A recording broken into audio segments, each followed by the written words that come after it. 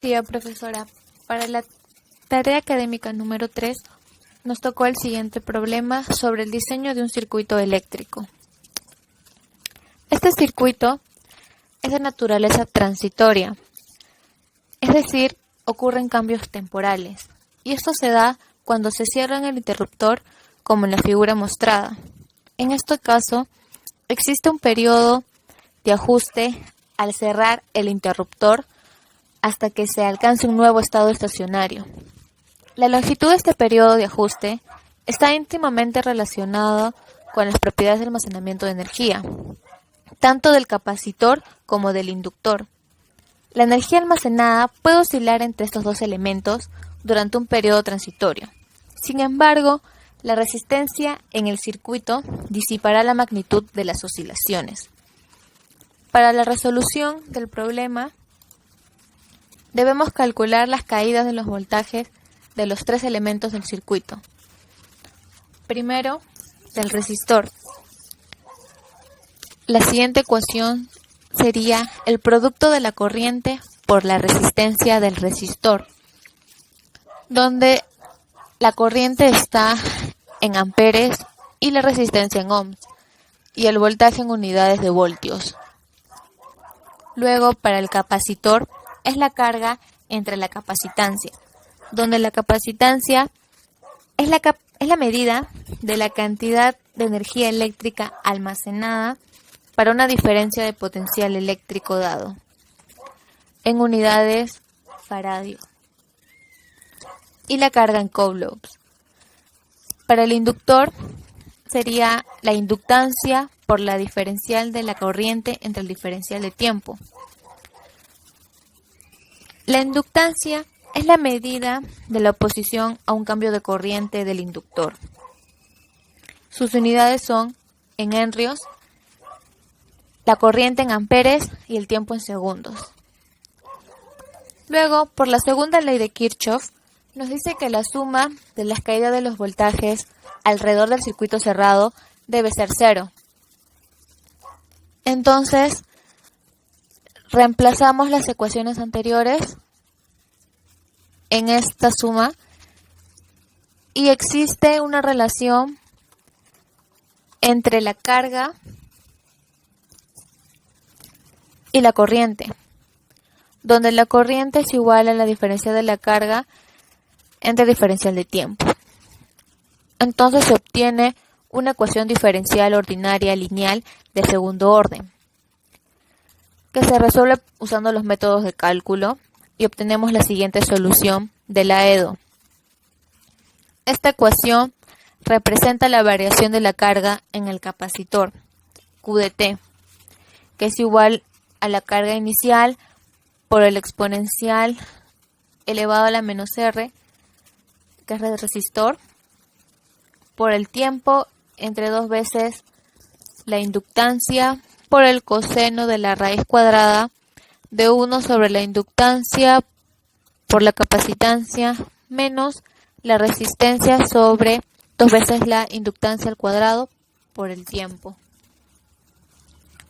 Pero en este problema nos piden la determinación del resistor para disipar energía a una razón especificada. Para ello debemos despejar el R de la ecuación anterior. Entonces, obtenemos esta ecuación en función del resistor. Y nos dicen los siguientes datos: que la carga se debe disipar a 1% de su valor original. Entonces, la carga entre la carga inicial es igual a 0.01 en un tiempo de 0.0 segundos con una inductancia de 5 henrios y una capacitancia de 10 a la menos 4 faradios. Reemplazamos estos datos en nuestra ecuación y se obtiene lo siguiente. F de R es igual a la exponencial a la menos 0.005 R por el coseno de la raíz de 2000 menos 0.01 R cuadrado por el tiempo, que es 0.05, menos 0.01. Como R es una variable implícita en la función, debemos usar una técnica de aproximación numérica. Entonces hacemos uso de los métodos numéricos abiertos y cerrados. En este caso, escogimos el método de la bisección. Este consiste en obtener una mejor aproximación de la raíz a partir de un intervalo inicial AB en el cual se genera un cambio de signo en la función, es decir, el producto de la función evaluado en A por la función evaluado en B debe ser menor a 0. Para la obtención de la raíz, se calcula el punto medio de M1. Esta sería la nueva aproximación a la raíz y se vuelve a tomar un intervalo, pero ahora más pequeño, considerando que sigue existiendo un cambio de signo en la función, hasta que se obtenga la tolerancia deseada. Se puede repetir este proceso varias veces. A cada paso se le llama iteración y reduce el intervalo a la mitad. Ahora mi compañera Génesis explicará los códigos programados en el MATLAB. Bueno, para el primer push button, primero tenemos que graficar la función que ya mi compañero ha explicado al momento de despejarla. Vamos a poner x, linspace va a tener un intervalo de 0 a 400 con una ampliación de 100. Y nuestra función es un exponencial elevado a la menos 0.005 por x por el coseno de la raíz cuadrada de 2000 menos 0.01x al cuadrado. Esto multiplicado por el 0.05 menos 0.01. El access handles punto access 1 que va a mandar la gráfica al access 1 que está en el guide. El plot xy va a plotear el gráfico y le va a dar un color R para el color rojo de las líneas. Y ahora vamos a explicar el comando pop-up menú. Comenzamos con global A, global B. El global declara a una variable global, es decir, capta el dato para poder utilizarlo en todos los códigos. Primero vamos a poner A, vamos a evaluar, en el guide el edit 1 lo va a llamar A, lo del edit 2 lo va a llamar B y lo de edit 3 vamos a definirlos como R2. Contenido get object string, A1 get object evaluate y el tipo que va a ser igual al contenido evaluado en A1.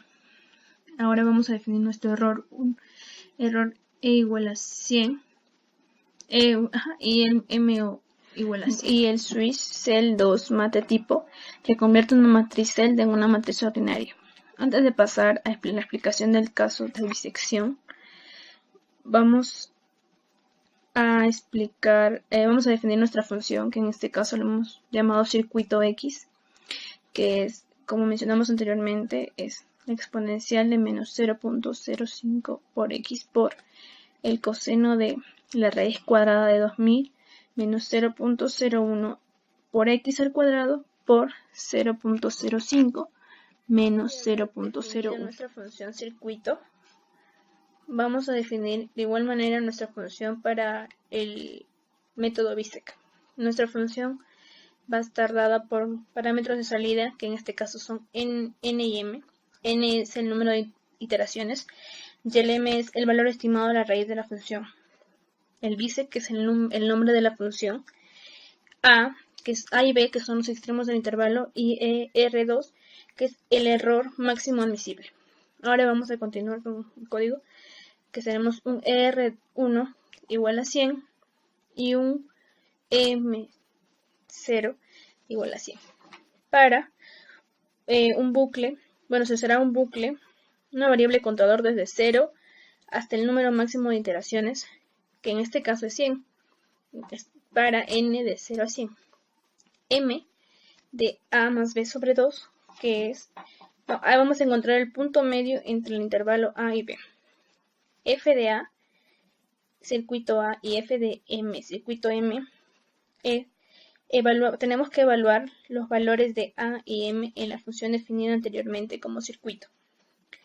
Si, para el caso de bisección, F de A por F de M, si se cumple que es menor a 0, significa que estas funciones tienen diferentes signos. Entonces la solución está dentro de este intervalo. Por lo tanto, el extremo contrario del intervalo lo pondríamos en el punto M. Por eso B es igual a M. Si no, A es igual a M. Eso significa que el A es igual a M, significa que la función de A por la función de M es mayor a 0. Eso significa que tienen el mismo signo. Y la solución no está dentro del intervalo. Por lo tanto, eliminaremos la mitad del intervalo que hemos estudiado. Y haremos que el punto medio M para la siguiente iteración sea el nuevo punto inicial, en este caso el A. Bueno, finalizamos la función y nuestro error 1 va a ser dado igual al valor absoluto de nuestro M, que es el valor valor medio de nuestro intervalo, menos el M0, que en este caso lo hemos llamado 100 arriba, entre el M, que es igual al valor medio de nuestros intervalos, por 100. Cuando M0 es igual a M. Si el error, o sea, el error que tenemos aquí, el valor que hemos oído anteriormente, es menor o igual al error 2, en este caso, para terminar el bucle, eso significa que para terminar el bucle tenemos que comprobar que el error 1 sea menor al error deseado. Y el break está para romper el bucle, si se cumple esto. Entonces finalizamos la función. Después de haber explicado nuestra función, que le hemos dado el nombre de bisect, pasamos a nuestro comando global. En este caso tenemos nuestro shift. Vamos a hacer por casos. Tenemos 4 casos. Vamos a explicar sobre el método de bisect. El caso bisect. Tenemos nuestros parámetros de salida, que son el n, número de interacciones, y el m0, que es el valor estimado de la raíz. Y el bisect, que le hemos dado el nombre de la función, que cuando pongamos este bisect va a jalar de ahí los datos de la función. El a, el b, que son los extremos del intervalo, y el r2, que es el error máximo admisible. Estos datos se van a almacenar en una matriz n, que son, como mencioné anteriormente, el número de iteraciones, y m0 va a ser la matriz, el valor estimado de la raíz de la función. Y el setHandless.ultTable2 datos va a mandar estos valores que nos salen a nuestra tabla. Luego de haber explicado con claridad todo del método de bisección, vamos a pasar a comprobar si corre o no corre nuestro código. Lo primero que tenemos que hacer es graficar nuestra función. Vamos a poner los intervalos de 0 a 400 con un error de 0.001. Pero lo graficamos como mencioné anteriormente. Ahora vamos a darle a ver si corre. Bisección. Nos sale 16 interacciones con un valor de 328.1525 como raíz. Para regula fácil nos sale 3 interacciones con un método. Tiene un valor estimado de 328.1540, que, bueno, solo varían unos decimales.